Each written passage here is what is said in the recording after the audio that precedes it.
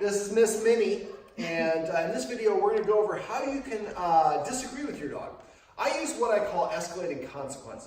Now, a lot of what I do is really trying not to say no to a dog. I like to try to create situations where the dog learns not to do the behavior on its own, because I created a situation and then rewarded and motivated the dog for doing what we want. But in this video, there are times where you do have to say no, and that's what we use what I call escalating consequences for. So basically, the first escalating consequence that I use is a hissing sound like a cat. So you see the response I got. Now, I hiss and I'm going to say no, don't do that, or most effectively, don't even think about doing that. And I'm not going to do it now because she's all worked up. So I hiss one time per incident. Now, hissing is saying the word ship without the ip part. Shh. So I have 10 versions of it. I have level 1 hiss where it's like, tss. I have level 10 where I have to hold my hand up in front of my mouth because I'm squibbling. Just like saying no to someone or yelling no to someone, we have to have that articulation.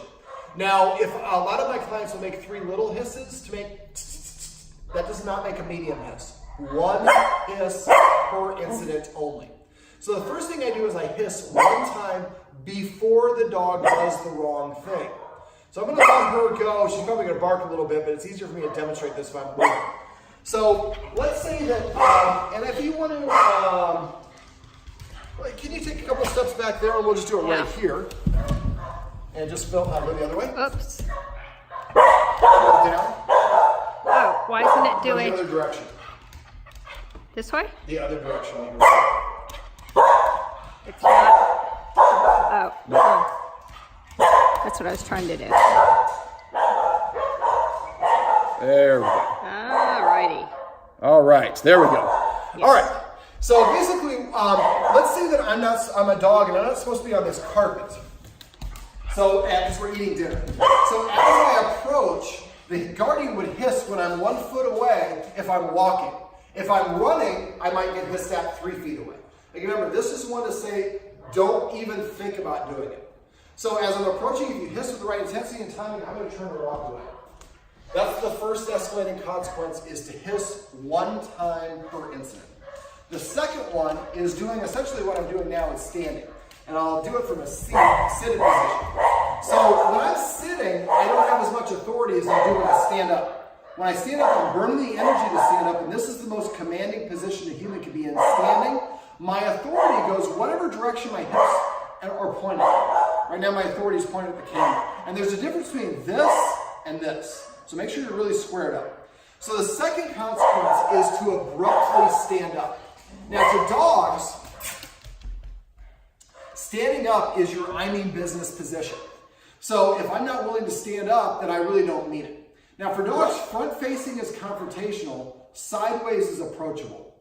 So when I stand up, that's why I want to point my authority directly at the dog.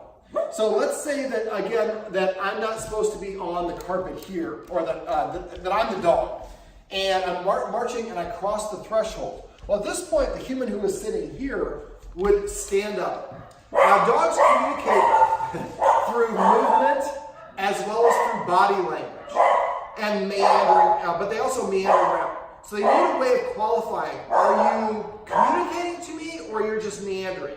The way they do that typically is they put they have a singular bold movement and then immediately stop afterwards. So I stand up suddenly, and to a dog, that's like, and I'm not moving else. Oh, he stood up and he's in a commanding position. He means business. Now, what a dog will typically do, if I'm the dog and somebody at the camera stands up, I'm comfortable as a dog at this distance. But as soon as the human stands up, now the dog's like, well, now you're in an action position, I'm in an action position too. Before, the dog was the only one in action position. So what the dog will typically do is take a step backwards to balance the scale and give them what I call escapability, to run away. The second thing they're going to do is, are you talking to me, or did you just get stung in the butt by a bee? So they will do the same thing that I do when I'm on the 405 and CHP gets behind me, is I change lanes. So if I change lanes, and watch me for to make sure I don't go off. If I change lanes and the police officer changes lanes with me, I'm probably about to get a ticket. So what the dog will do is, when you stand up, it's going to take a step backwards and say, are you talking to me? And walk over here. So follow me with the camera. So if I walk over here and you keep your hips pointed at the chair, as the dog goes, woo, I literally walked away from the authority. Miss, come here, sweetheart. This is going to drive me nuts, so I'm going to hold you for this video. Normally, we do not want to pick a dog up when it's barking because that's rewarding the dog, but this is a video, I want to be able to hear it. So when you stand up abruptly, the dog takes a step back and moves around the room, and you keep your feet planted and pivot to keep that dog in front of you until the dog tells you it's done challenging you. It will tell you it's done challenging you by stop moving. It'll stand, sit, or lie down. Now, when it does that, you want to communicate to the dog, that's what I wanted. So let's say I'm pivoting. The dog's stationary, I take 2 steps backwards and then I pause. Like I mentioned earlier, the pause or the movement followed by a pause indicates that that's like a period at the end of the sentence. So at that point, then I can go do that after what I was doing. But what I was doing is sitting down. When I sit down, I lose some perceived authority. So you should expect the dog to come and challenge you again. So don't sit deeply in the couch, sit on the edge, and you will have to bounce back up. When you bounce up, do it in a sudden movement. So that's the second consequence. Stand up abruptly, turn to face the dog, keep that dog in front of you until it stops moving, take 2 steps backwards, pause for 1 second, then go back to doing what you're doing. The third escalating consequence involves giving and taking territory. In another video, we talked about how front-facing is confrontational to dogs. And sideways is approachable. Well, in this one, we do want to disagree with the dog. So the third consequence is to march deliberately at the dog. And when I say march, a lot of people think I mean stomping my feet. I don't mean stomping my feet. I mean moving so quickly the dog has like a flinching experience. And a quick sidebar for this is I want you to get in the habit of no longer walking around your dogs. If they're sitting or lying down, you can walk around them. If they're standing, walk through them as if they're invisible. I want the dogs to understand when a human's walking, my job as a follower is to get out of their way and let the human pass. We try to be nice to walk around the dog, but that confuses the dog and think, look, I have so much status, they're moving around me, so I don't have to move around them. And so that confuses the leader-follower dynamic. So for the third consequence, I'm going to march deliberately at the dog. Now, I'm going to demonstrate this. If I'm the dog and you march at me and I back up a mile, but I'm still facing you, I'm still challenging you. So I'm going to march at the dog until the dog tells me it's done challenging, and the dog is going to tell you by doing this. It's going to turn sideways to you or greater. As soon as the dog turns sideways, you want to stop. Now this looks indecisive with my feet apart, so I complete my movement. Now I go down to the second consequence. I'm pivoting. When the dog's stationary, I take the 2 steps backwards and pause, and then I go back to do what I'm doing. So the third consequence is to march deliberately at the dog until it turns sideways. Now earlier we talked about establishing invisible boundaries, and I'm going to show you how to do that right here. So let's say that, the dog is supposed to be off this carpet. So I march at the dog until it gets past the boundary. This time I've established the invisible boundary. Now as a dog, when I get off the carpet, I'm like, oh, I'll go this way. So you step to the side. And you step to the side. The second time it does it, if the third does it a third time, you step forward and to the side. So the more the dog challenges you, the further away from its target it's going to get. Now, I march towards the dog until it turns sideways, unless it's breaking another rule. Mini, puppy, puppy.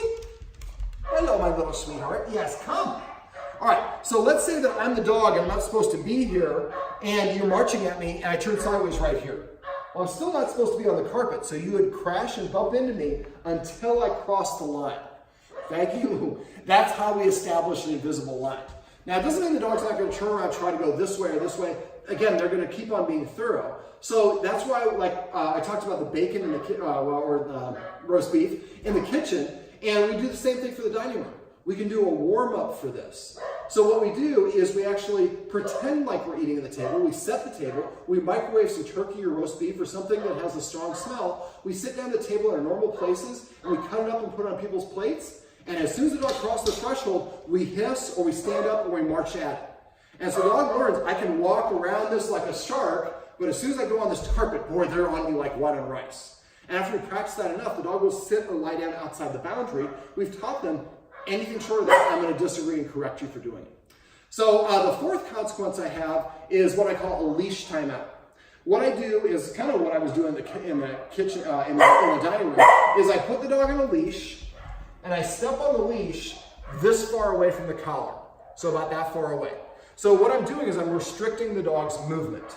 Like I mentioned in another video, the more that they move around, the more animated or aroused they will get. So by restricting them, what we're saying is if you don't behave, the consequences, you lose all freedom. I warned you not to do it by hissing at you before you did it. You did it anyways, so I stood up. You did it again, so I marched to you. You did it again? Either you're not listening or you don't care, and the consequence is now you lose all freedom completely until you return to a calm and balanced state of mind. So what I do is I put the dog on a leash, and I step on the leash about this far away, so the dog's about this far. Now, a lot of dogs will protest and jump around, and this is BS. Don't say a word. Wait, and don't give any commands. After a minute or two, the dog will sit down. Sit. Sit. Well, that's pretty much the opposite. So, so basically, once the dog sits, and I take the foot that's on the leash, and I slide it and the leash towards the dog to take the tension off of the leash. Now, a minute later, sometimes, and I told the dog to sit here. Do not tell the dog to sit when you're doing this. Sit. That's passive training. Just waiting. And as soon as the dog sits, then you take the tension off. Otherwise, they'll feel the tension when you eventually step off the leash. Now, and after a while, they will lay down. And again, do not tell them to lay down. And when they lay down, yes, I know it's hard not to bark. When they lay down, then I very suddenly, if the leash is right here, I very suddenly take my foot off of the leash. The dog doesn't realize it's off the leash because I haven't detached it from the collar. I take the tension off so it doesn't know. And a minute later, several minutes later, it'll get up and wander away, dragging the leash. Now, it is dangerous for a dog to drag the leash around unsupervised, so only under supervision. We don't want it to get hurt. But again, what we're saying is, look, if you don't listen, I have a series of consequences, and the last one results in you having no freedom whatsoever. And as soon as you return on your own to a calm and balanced state of mind, freedom is restored. And this way the dog learns, I'm completely in control. I get to decide when I get released from the leash just by being calm. At first, you're going to have to hiss, stand, march, and leash. And after a while, it'll be hiss, stand, march, and a leash. Then hiss, stand, and eventually just the hiss. But you have to always go through those. And you can also combine them. I might hiss, stand, and march all at once if I drop, like I had surgery, I dropped some pills that might be fatal for the dog, and they're going for it. I might have a stronger retort. But if you get in the habit of doing these things, you'll do them after less and less, and now you can communicate to the dog. And the first one is a hiss, so that is verbal, but the rest of it is all nonverbal. And this way you can have a phone call and be talking to your guests and correct your dogs without them hearing it. And so this is a very powerful way of disagreeing with your dogs. This is what I like to call 4 escalating consequences.